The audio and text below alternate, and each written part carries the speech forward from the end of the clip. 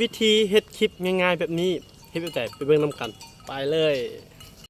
ก่อนอื่นทุกคนเข้าไปที่ Google แล้วพิมพ์คำว่า Victor AI ตัวนี้เลยเนาะแล้วจิ้มเข้าไปหน้าแรกเลยแล้วก็จิ้มตัวสีเขียวนี่เนาะสำหรับไผที่ใช้ครั้งแรกก็จะต้องล็อกอินเข้าไปหลังจากเข้าไปแล้วก็จะมีรูปแบบหลายๆรูปแบบอยู่ในนี้เนาะคือนี่เลยอาจจะใช้ตามนี้เลยก็ได้แต่สิ่งที่เป็นกระแสตอนนี้ก็คือพิมพ์คำว่า Rakuten Point Dance หลังจากนั้นให้กดตัวที่ลิมิกแล้วก็เลือกรูปภาพ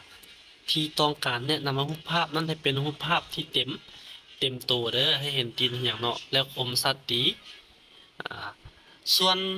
แบ็กกราวด์ให้ใส่คำว่ากรีนเนาะหลังจากได้มาแล้วเราก็คลิกเข้าไปตัววิดีโอดาวน์โหลดเอาวิดีโอได้แล้วเข้าไปที่แอป CapCut แล้วกดสร้างโปรเจกต์ใหม่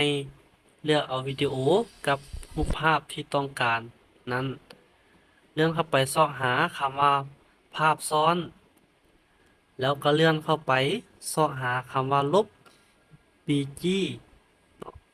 แล้วกดโครมาคีเลือกสีที่ต้องการลบออกไปหรือพื้นหลังที่ต้องการลบออกไปแล้วก็กดความเข้มไปที่100อายแชโดว์50เนาะหรือปรับตามความต้องการของเราแล้วดึงรูปภาพทางถึงเนาะให้มันยาวซ้ำกับวิดีโอของเราแล้วปรับขนาดของวิดีโอใส่ตามความเหมาะสมหลังจากนั้นบันทึกและสิ่งที่ได้มาก็จะเป็นแบบนี้เลย貯めるならラララララ